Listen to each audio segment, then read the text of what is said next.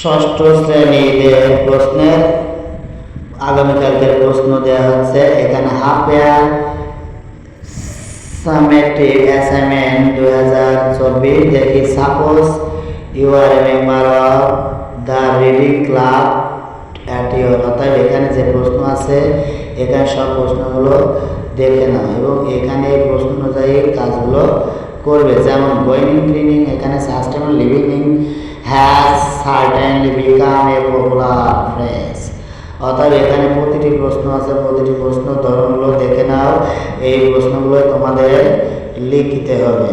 তার মানে আমরা দেখি হেল্প গ্রিন কমিউনিটির সুযোগ সুবিধা ফার্স্ট প্রথম নিট প্রয়োজন টু পার্ট।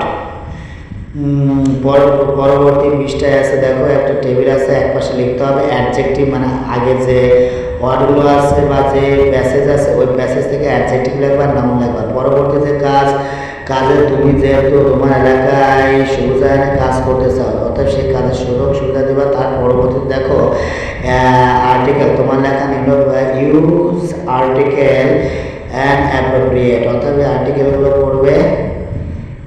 এছাড়া কাইন্ডনেস, এলিজাবেথ, এলিভার্ট, এই কথাগুলো পড়বে। এছাড়া আছে তোমার স্ট্যান্ডা, তারপরে আছে দেখো টেবিল আছে, শখ আছে এ কলম এবং বি কলম, এটা পূরণ করবা। তারপরে 5টি বাক্য লিখতে হবে এই কবিতা অনুযায়ী, অর্থাৎ 5টি বাক্য লিখবা।